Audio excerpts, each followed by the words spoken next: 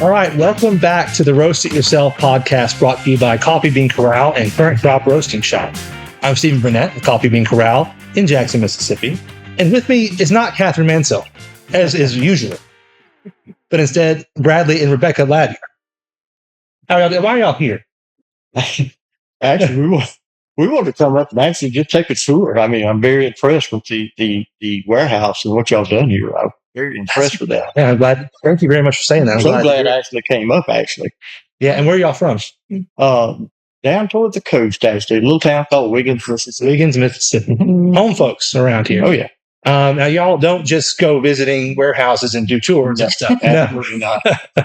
You guys, go ahead. I was going to say, we actually started here last June. I came by, and I was coming through Jackson, and we were toying with the idea of starting this business. So I came last June, and you guys have been our primary partner ever since we launched the business last July. It's awesome. Sure have. And name of the business? Silver Run Coffee. Silver Run Coffee Crafters. Yeah. We've got some of your coffees right here. Mm-hmm. Now, why don't you walk us through what these coffees are? Oh, absolutely. All right. Let's start with our Stormy Brewing. That's actually a monsoon bean we get from Okay, Monsoon Malabar. Monsoon Malabar, and it is a phenomenal bean. Really is. That I've been able to roast that and bring that to the point to where when it changes flavors in the cup as you're drinking it. And we're so impressed with that.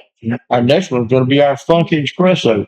Yeah, wow, that's taking the place our store really is. I mean, I'm up here today buying more because we run out. Here we go. Now, that took a long time to develop. When we first started toying with it, we called it the Funky Bean because we always just thought it tasted funky. We just couldn't get it right till we roasted it dark to the espresso stage. It's great. Actually, we have a couple of restaurants buying that from us now. The crema on it is like that. It's amazing. Incredible. Yeah. Mm-hmm. Our Delta Dawn is, of course, another blend that we've used. We've used a partial blend from them, the Fur Lance, and we've blended that with a Rwandan bean. Are you allowed to blend with blends? I didn't know that. We do. But it's a big Delta Dawn, and it's a good one. A really good one. Very unique taste. And, of course, our Black Gold. Black Gold. That started it for us right there. That Black Gold is probably our best seller. Y'all, and that is one of y'all blends. Just using their blend. Y'all need to try that sometime. It is black there. There you go. It's black. Well, let me ask a question. So you got started selling coffee and roasting it for business in June of last year. So we're in March right now. I had to think. So we're in March right now. So y'all not been in the business long. How long have you been roasting coffee? Oh my goodness. Probably 17 years. Wow. 17 years. We have time to tell this Please, short? Yes. I actually got my first, I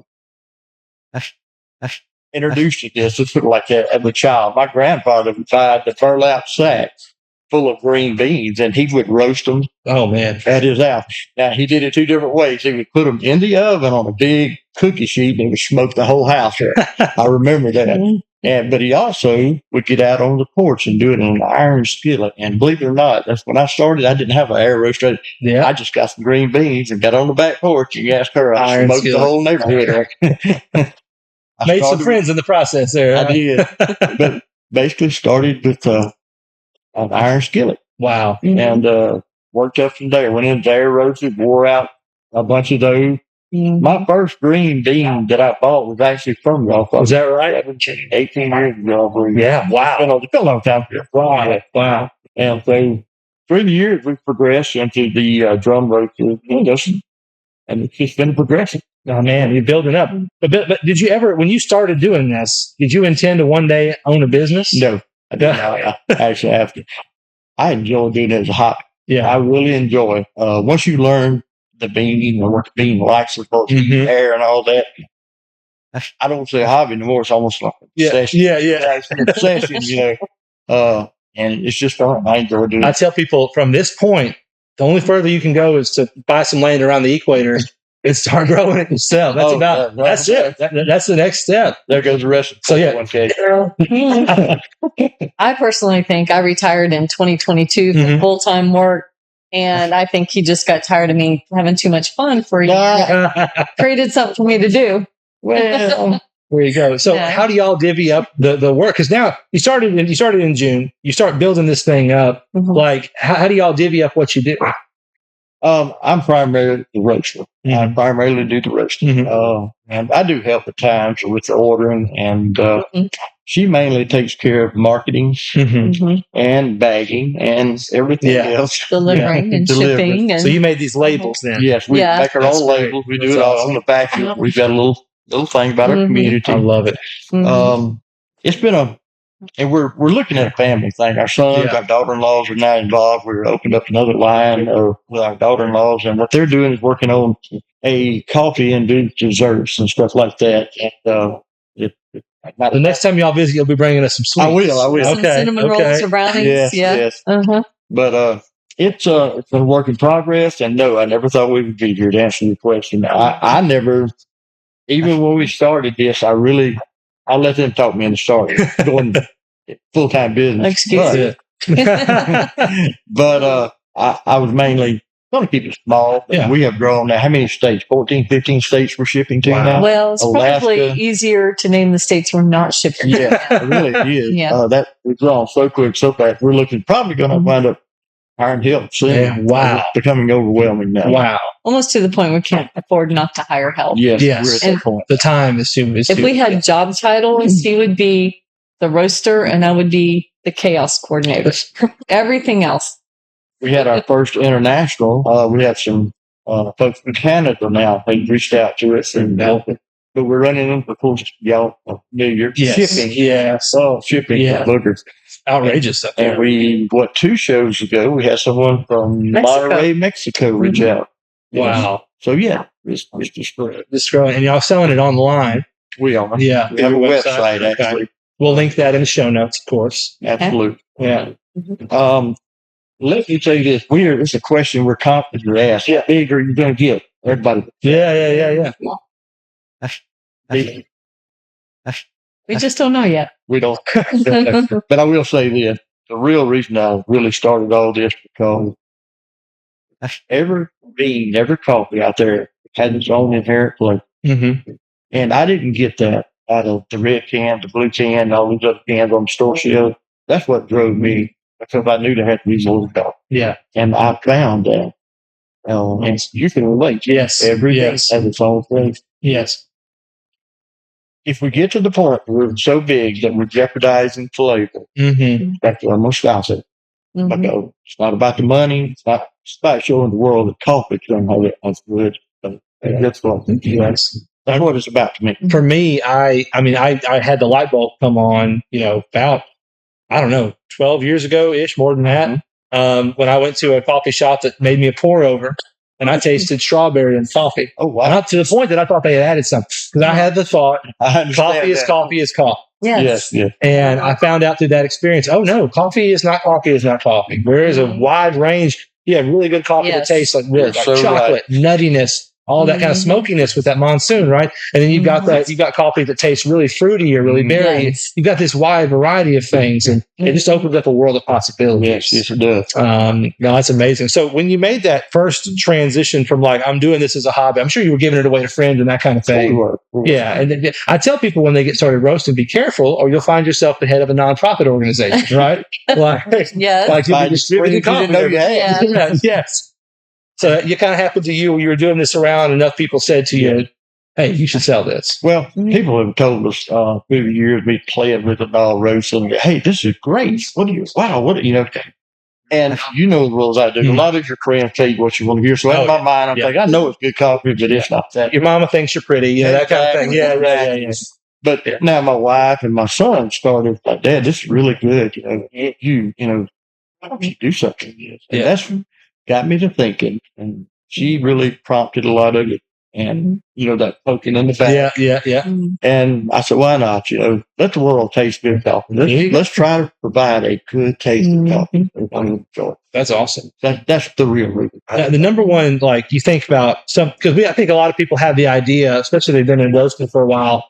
I wonder if I can make a business out of this. And one of the big objections you throw up, a lot of people just they're their own worst enemy, right? They're throwing their own objections up, right? They're saying no before anybody else has a chance to say yes. Mm-hmm. And one would be like, oh, I'm not in a community that appreciates good coffee. a small town, small community. They're buying, they're trying to pay 90 cents for like a, little bitty thing. Yeah. So how do you break out of that? Because, y'all are not in a huge town. Mm-hmm. Well, Mm-hmm. we tell everybody on a live show, even talking to, we're doing 3 pairs. So just try this. And once a person tries good coffee, Fresh coffee. fresh good coffee, as compared to what they've been buying at Walmart or wherever, they're like, what? You don't leave the emails we get. Wow, I've never. And now we've got people who are saying, hey, I went back by and picked up, I ran out of y'all, so I went and picked up a can of so-and-so. It was horrible. I dumped it out. I'll wait until yours is shipped. Yeah. So the people, we've all been indoctrinated to believe. Yeah. The generation after generation that way can't believe can. That's what folks come. Yeah. That's not what coffee really supposed to taste like. Anything like I said before has its own inherent flavor. Yeah. And one of the goals we have, primary goal, with our Monday Night Live show on our Facebook page, and we'll link to that as well so y'all can watch it. Yeah. And then on our website, we're developing our website also to have more of an educational component. We really want to educate people so they will appreciate what's in their cup. They'll be more knowledgeable. They'll appreciate it more. They'll have a greater understanding of it and greater enjoyment. Yeah. And I think that's a big fear for people getting into something like this, putting themselves out as expert, is I don't know everything. I don't know everything. So my brain works. I got to go find out everything, and I got to get all the answers, and then I'll put myself out there as someone who knows what they're talking about. Well, that's why I call you. Like, hey, what? I got a question. We do get a lot of questions here. Mm-hmm. I can't answer right off. I've got to do research. Yeah, that's part of learning. We're always we're always thankfully, we have people we can call. And he goes toward that. You develop relationships. Exactly. You get into this and you develop relationships. Now, one thing I know some people, and I'm speaking mainly to people like myself, who if I was going to do something like this, I would perfect the labels. I'd perfect the website. I'd perfect the road. I'd get all the knowledge. And I go, there's no one to buy my car. So how did you start making these connections with people that might want to buy it? What was your strategy? Did you have one, or you just I'm gonna talk to people? What was your thing? Well, we kind of winged it for a while. We did a lot of street fairs, any kind of we gave a lot of coffee away. We did a lot of and got it out there, and people started reaching back saying, hey, that's really good. And I'm gonna be honest with you, word of mouth was really helped. Yeah. And we had to be okay with just keep moving forward. We had to just keep taking the next step, even though we didn't feel like the step we were on was perfected. So we would just keep moving forward. Then we might back up and say, oh, well, these labels, we need to make them consistent, same logos, same design, things like that, because our original labels didn't look anything like these. And after we got several blends, like I said, we wanted to make them all consistent. So if you saw it on the store shelf, you'd recognize it right off the bat from how the label's done. You're mentioning stores. So are y'all sell on your website? Mm-hmm. You sell at farmers markets. You're in stores too? A few. Okay. Yeah. We have a big, down in McHenry, Mississippi, McDaniel's General Merchandise. Mm-hmm. They really like to promote local products. Oh, okay. And they were like the first people. As soon as they heard about it, they reached out. We want it. They hadn't even tried it. So they carry our whole bean and our ground coffee, just about everything that we make. Wow. So, and we have it in a few other places as well. Pecan House is a big couple restaurants. Shop. Okay. So they sell the 4-ounce bags, and they were really a hit at Christmas going to the gift baskets and things like that. Yeah. There's a bakery in Wiggins, Quality Bakery, that carries it. There's actually a feed store. And they wanted it. So well, we'll try Farmers it. need coffee too, and it, it sells consistently there. So you never know. Right. And big, I call it our bougie steakhouse in Wiggins downtown. They actually serve our Delta Dawn to their customers. That's awesome. An ice cream shop and coffee shop sells the espresso, the funky espresso. And, another place, Frosty Mug. It's been there for generations. They're the ones they sell our Storms of Brewing. Wow. Yeah. So you've gotten into these different, and you mentioned restaurants too. Mm-hmm. And that's a different thing because you're not selling the package like this. You're selling like bulk. Yes. Yeah. Now that's bulk bag. That's obviously That's where you want to be in terms of consistency, because they know what they're needing in coffee. Yes. My question would be, and this may be a little in the weeds, but they've already got coffee. They're already selling coffee, right? Mm-hmm. So how do you go, like a diner's already been making coffee all this time. How do you go in there and say, hey, do my stuff instead? Let's go back to what I originally said. Okay. They're serving the red or blue can. Yeah. Yeah. No names. Yeah. And when we bring them a sample and they try, they're like, wow, hey, we can sell this. Yeah. And so it doesn't take long for them to watch that and move. Of course, our prices are a little higher than what they could buy off the shelf, probably. But if there's this big movement everywhere, I think, to buy local, and that's it's really worked in our favor. So if we have a product that's better than what they're buying off the shelf, although it's a little pricier, we have found a lot of support for that. Yeah, lots. Areas we live in have been very, very close. I mean, everybody jumped on it. I was there. I was at the shop. Kind of caught me off guard. It's crazy, but it did. But it's been fun. I will say that. Let me give a piece of advice to anyone who makes. There's going to be ups and downs. 1 month, we sell out of everything, can't keep it on the shelf. Next month, one day. Yeah. So there's ups and downs. That's just life. Yeah. That's business. Yeah. So don't close the door after that bad month. Yeah. Yeah. I mean, really. I'd say we're on an upward trajectory, but along the way, we're doing this. Yeah. The peaks are a little higher each time, but they don't make just grass that go bottom to top like that. No. Exactly. Yeah.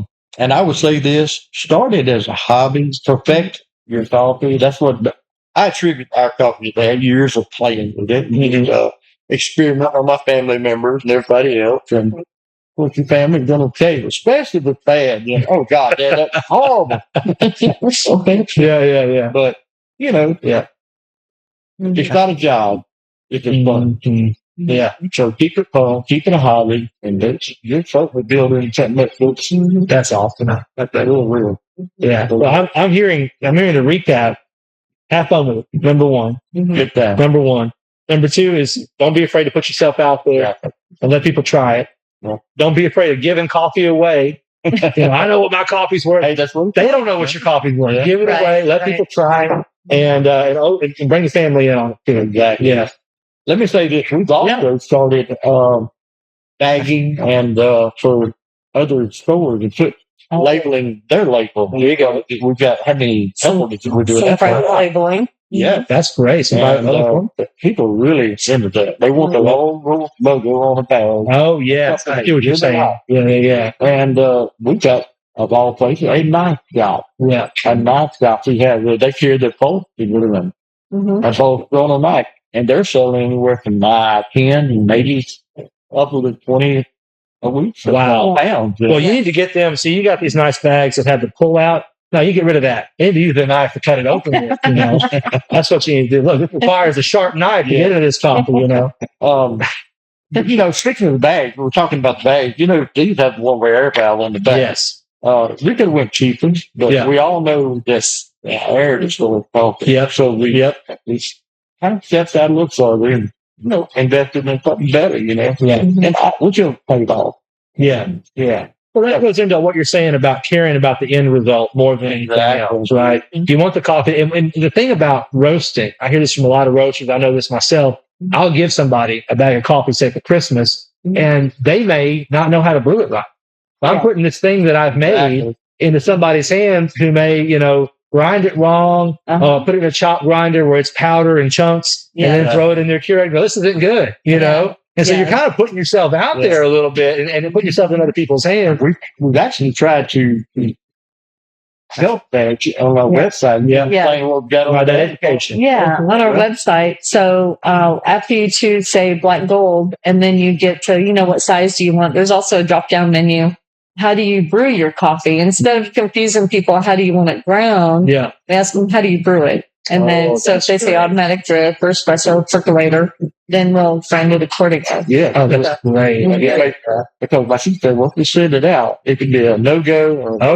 So we've got to take all that out of the way. Yeah. So, Yes. And doing things like having the one-way valve, which forces the oxygen out, just gives those people a better shot of having a good coffee. Yeah. They may throw it in the back of their drawer as longer than you want them to, Yeah. right? Exactly. And when it comes out, though, it's the best shot of being preserved and being fresh and being good. That is awesome. So y'all do a show. We do. Y'all are personalities. Yeah. Or something like that. Something resembling a personality. We do a Monday night talking coffee, and all we did is we answer through the week. We get all kind of emails and questions from people up there every stage, Mhm. and it's as simple. Some of them are as simple as what degrees of my water needs to be before I pour it over my pour. Yeah. Just simple. Trying to educate everybody on how to have good coffee. Yeah. And we keep it to 30 minutes. Sometimes we've had to go 45 because the amount of and then depth on the questions. But we try to keep it around 30. Yeah. That's great. That's great. And we give active giveaways. Back and share during that. We give pounds of coffee away. We give grinders. We get a lot of stuff. Oh, man, you get on one of those giveaways there. Yeah. We get French bread. Oh, that's great. But we're trying to build a community. Yes. We're not trying to so much sell coffee, but build a community of coffee and educate those. Right. Coffee drinkers. That's what we're shooting for. Okay. And they can find that show on your Facebook page. It's a live show? It is. Oh, man. It is. Monday live. nights at You 7. can comment during the show. We'll read your comments. Say, hey, so. I mean, it's just funny. That's, I'm not brave enough for a live show yet. I'm over here. well, We're pre-recording this thing. But yes, Silver Run Coffee Crafters. Yes, sir. If you go to our webpage, it is silverruncoffee.com. Yes. Yeah. So yes. Well, Bradley, Rebecca, thank y'all so much for coming on the Roast It Yourself podcast. We'll direct people to your links there, of course, so they can find you. Thank you. I get to keep these. Oh, absolutely. Okay, good. I extort them on camera. I have to say, no, that's so sweet. Thank y'all very much. Very excited about that. But yeah, thank y'all so much for working with us and letting us be part of your journey and sharing what you've learned with us. We're going to give y'all a shout out. To be honest with you, I've called several times questions that I couldn't answer. You've asked me for me. You've helped me with the beans. Y'all been great there. And I'm not sure how far we would have made it without y'all. Right. I mean, I just popped in last June and you made all the time in the world. Like you had nothing else to do that day, but just show me around. I just sit in my office waiting for people to come in. Exactly. Yeah. But y'all been great. You really have. And we do thank y'all because I don't know if you where we at today for that stuff. No, I certainly appreciate it. We're big about keeping our money here. That's why we don't go out of state to buy them. We keep it here in the state of Mississippi. That's great. Hey, thank y'all very much. Appreciate you being here, and I got to visit. Thank you. Enjoyed it. Enjoyed it.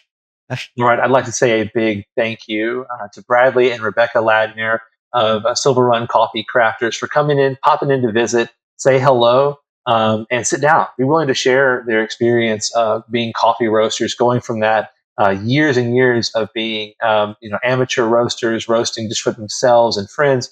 And well, what would it be like if we made a business of this? Sharing that experience was so helpful. I did get to keep that coffee, and I've actually had 3 of them already. The smoky one's not the only one I haven't had yet, but I had the funky espresso. In fact, that's on the pot right now. Outstanding dark roast. The black gold, not as dark as I thought it would be, just looking at the beans, but it had that very bold flavor. And then the Delta Dawn was probably one of the smoothest coffees I've ever had in my life.